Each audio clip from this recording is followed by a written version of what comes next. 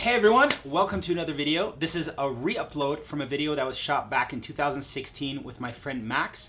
Some of you guys might know that the channel got nuked, so that's why it disappeared, but it was highly requested by the viewers to re-upload this video. Max was able to recover this from the archives, so here it is. Hope you guys enjoy.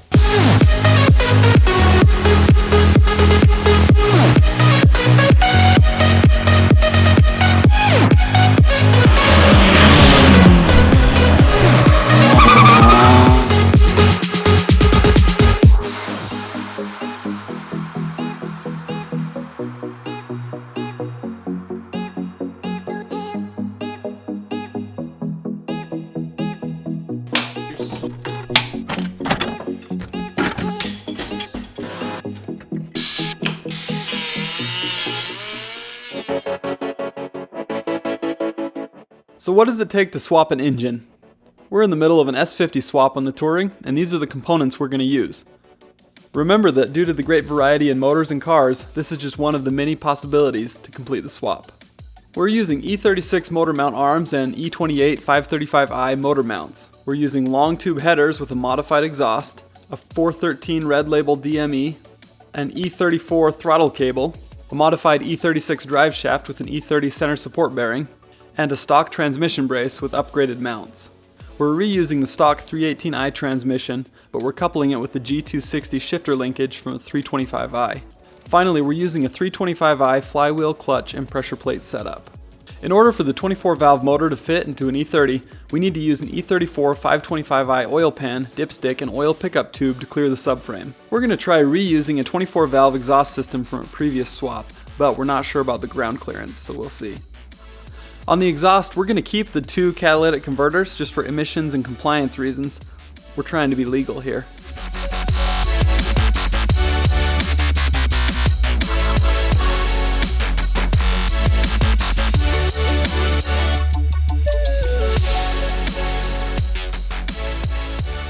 So here's the old throttle cable for the M40. It reaches over like so. The new throttle cable we need to install is actually going to have a 90-degree bend and come back like this.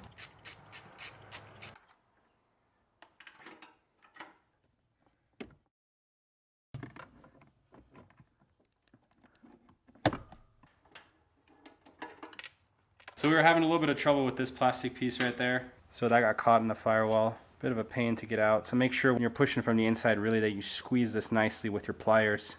So it looks like this throttle cable has to do quite a bit of bending and just kind of sit like that.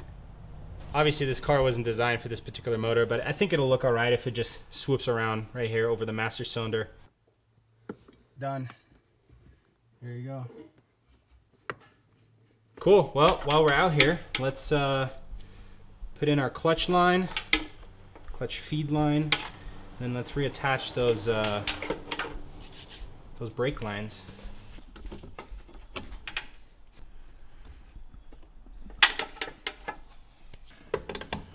All right, so you have to do quite a bit of adjusting of your brake lines.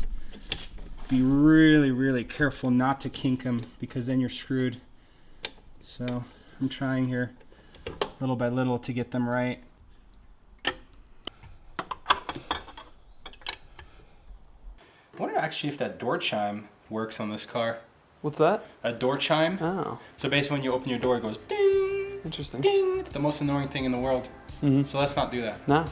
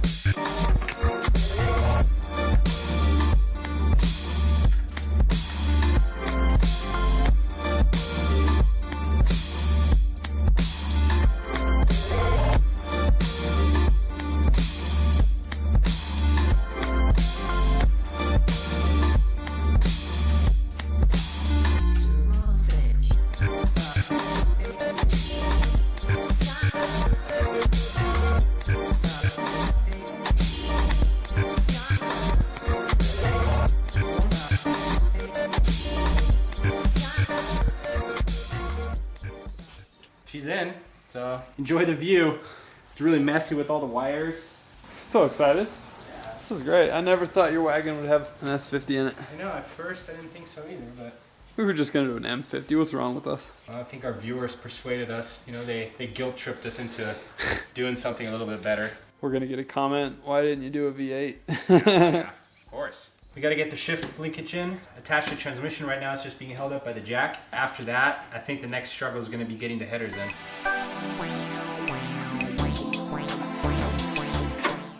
You got plenty of clearance, dude. Yeah, looks like we're doing pretty good with that, actually. I don't even know if we need that engine shim. I mean, that motor mount shim at this point. Because so we Did you shim it already? Yeah, like less than 1/4 of an inch. So I mean, we relocated the brake booster 1/2 inch, right?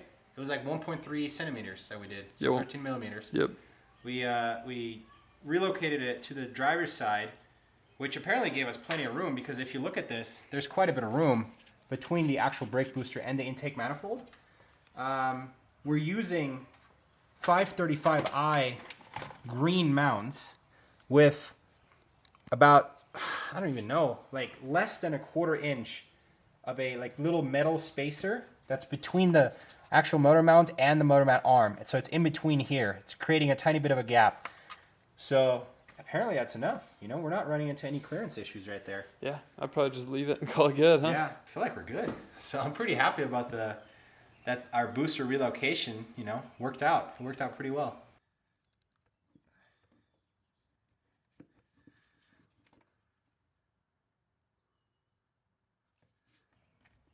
All right.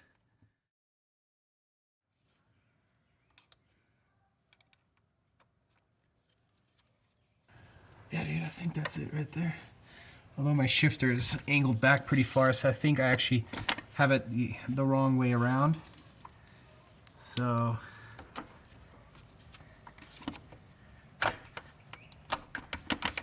yeah, that looks like it's right. There you have those two slots. Yeah. And they actually go onto these two little claws. So you insert those, and then back here you have a little stud that needs to go through the mount provision on the car itself. And then you have your little nut back here that's gonna tighten it.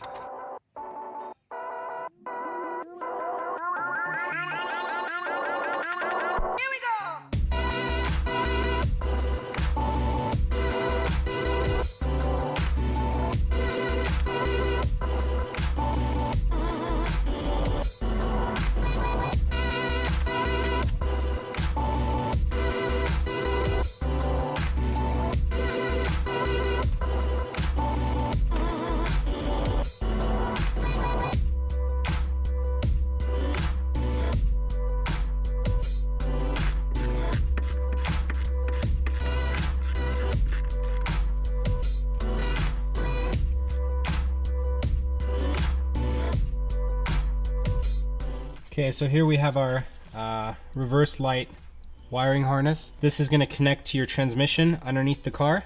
This is going to seal the bottom or drive shaft and all that area underneath from your cabin, and then this is going to connect into your little harness right here. So feed the wiring harness through, and then push on your big seal. It's actually a really large seal. And this is going to go through into the tunnel partially. When you're pushing down on this, be really careful not to tear the seal, but that's about all there is to it. And then you just connect your harness and you are good to go. Here's our harness now that we fed through, and we got to make sure it goes over the shift linkage. And then all the way over here to the actual sensor in the transmission, which triggers the reverse lights to come on. Got it? Looks like it. Nice. Yeah, it's on.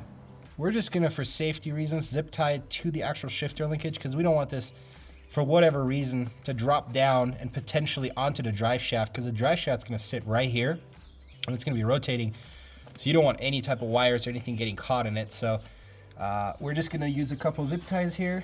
We rarely use zip ties, but in this case, we feel like it's adequate.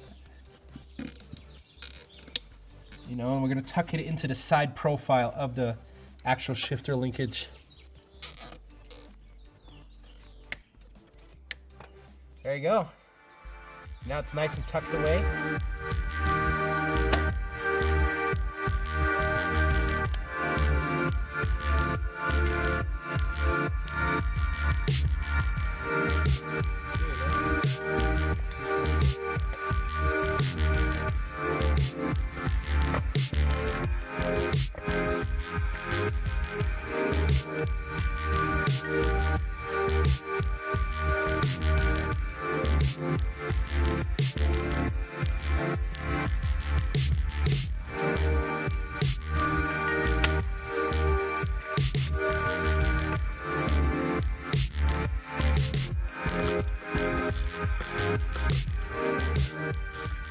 Do you want to tell us what's going on? Yeah, we made the big mistake of not paying attention to all of our exhaust header like studs, and a lot of them are a little bit different length. There's a couple that are missing, so now I get to adjust these in a really comfortable position underneath the car.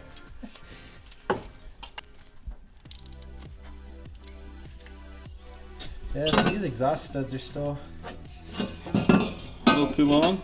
quite a pain, yeah. So we got our exhaust gaskets that we're just putting on right now, and it's somewhat tricky to see where they go exactly, but yeah, there should be 6 of them that thread on. Yeah, this whole exhaust thing has been kind of a pain because those headers are very, very awkwardly shaped. So we're having trouble getting them on. We actually had to loosen the passenger side motor mount arm again. We're suspending the engine partially to get these on. So in terms of exhaust, so far that's our biggest pain in the butt, I think.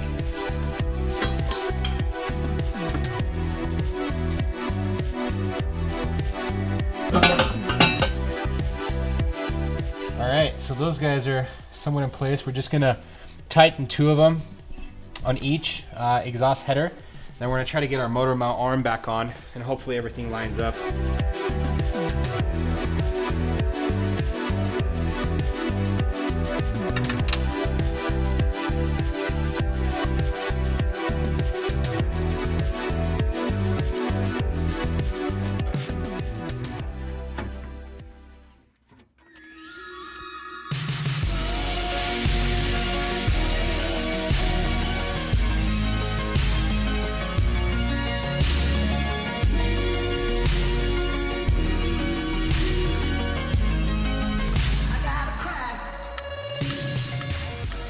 Alright, so one thing that's key when you're doing a big project like an engine swap is to stay organized. So there's a couple of things that we wanted to show you guys what we like to do.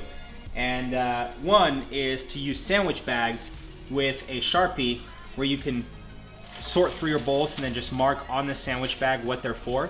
That way you don't have to look for bolts later on because they tend to get scattered everywhere and it's just a mess. So it's really nice to mark your wires. So when you're tired and you're just done with the project, but you still want to keep working, you don't have to guess around and try to figure out which wire goes where. It's easier just to mark them really quick because then later on you just got to read the label and plug them where they go. And last but not least, we like to put a little list of things that need to be done in order for the project to be completed. This is pretty awesome because once you've installed the part or you've completed the task, you can just rip off the little piece of painter's tape and you're done with that task. So I took the liberty of continuing to work off camera a little bit just to get organized. We're not going to go through this step by step just because the engines vary too much and it would be a waste of my time and your time to try to explain where every single wire and every vacuum hose goes. So we laid out where our engine wiring harness goes, where some of the vacuum lines go, some of the connectors, we've marked them already, and we're just going to do some final assembly and point out a couple universal things across all swaps that you guys need to know in order to get your swap running. When you're putting together all your vacuum lines, coolant hoses, etc., is you actually need to use a E30 brown top temperature sensor. Now this threads into the head of your motor, and basically this is what sends the signal to your cluster in your E30. So you're going to have a temperature sensor for your ECU or DME, and you're going to have this one which sends the signal to your cluster. So we're just gonna install this and then we're just about ready to get the manifold on. Then very carefully tighten it. Be super, super careful with these because you can break the sensor and it sucks to have to get them back out. The next step in your swap is to get your engine communicating with the car's body. In this case, Nico was feeling adventurous, and so he cut off the old plug on the engine harness and spliced in an E30 plug that can communicate with the body plug here. Now in my case, for my sedan and my S52 swap, I'm not feeling quite as electrical, so that's stupid. Let's do that one more time. Now in my case, with my sedan and my S52 swap, I'm not feeling as adventurous, so I'm just gonna buy a harness adapter like this from a company like Garagistic. Super simple, plug and play. We're gonna put a link in the description so you can check those out. All right, ready? Go ahead. 3, 2, 1. Well, the problem is the relays are actually in the way. I'm like stuck again. Take 3. Go ahead. It's more like take 5, isn't it? Yeah, probably.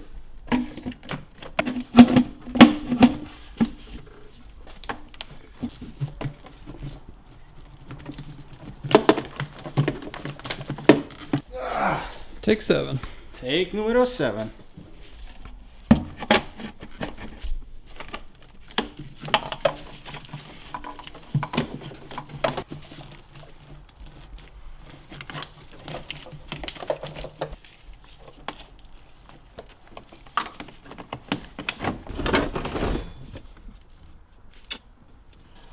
Got a power wire here, got this for power, and then we got 2 ground wires right here, the brown ones, and then another power wire. So this is another power wire because it's wrapped in red, and this is the 2 brown ground wires. So this is going to attach to the ground right here, while this is going to attach to the battery. So I'm actually tempted to split this because there's no purpose that these are so close together.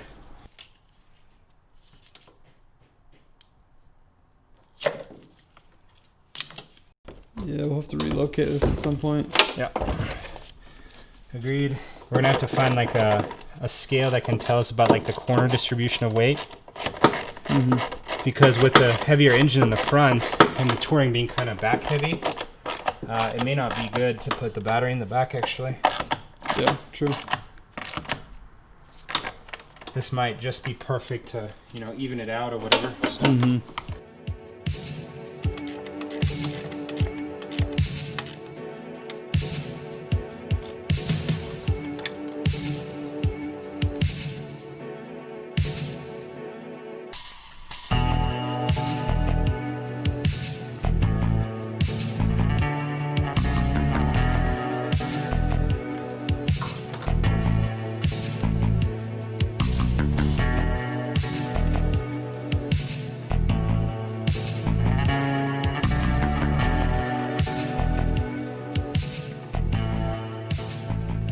And this is how we're gonna adjust the idle of the car when it's running. You see, as you're turning this opens right there. You can show the throttle body opening. So it looks like our S50 came with an AutoZone special intake. I think Spectre is like a AutoZone brand and it's really beat up. So we're gonna have to get ourselves a nice intake setup. But just to get it started, everything's fine.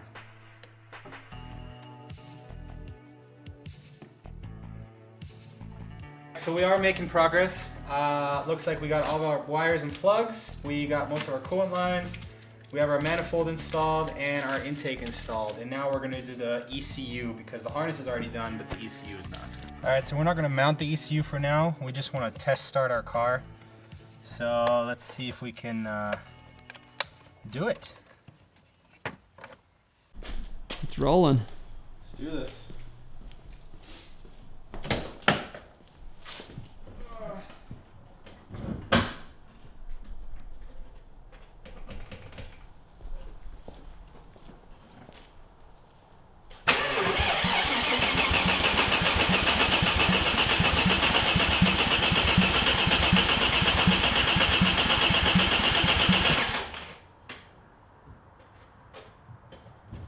That clutch is so hard.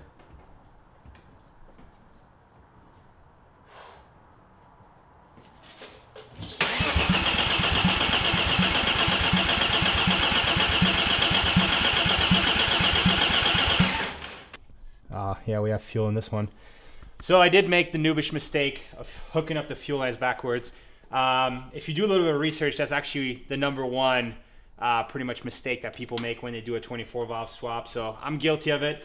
So if your car doesn't start, check your fuel lines. They might be backwards. Just make sure that the fuel is fed to the front of the fuel rail, because as it's going through the fuel rail, it's getting distributed to each injector, and then the pressure regulators at the back, where then the little bit of excess gets fed back through to the tank. So let's hook these up correctly and let's try it again.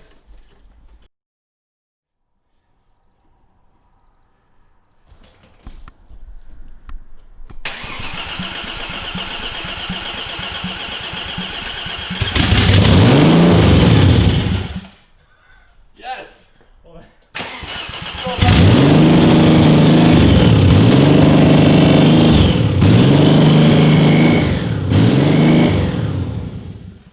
What do you think? So the throttle is crazy apparently. What was going on? I don't know. It seems like it has a massive vacuum leak somewhere. I don't know what's going on, but it's like crazy. Like I'm not touching it. It's like whoa, whoa, like all over the place. Is the throttle cable sticking or something? Yeah, I don't know. I wonder, because it's so kinked. That might be the case. Is this getting in the way, maybe? Probably. It's all getting in the way. Everything's in the way. Started though? How awesome was that?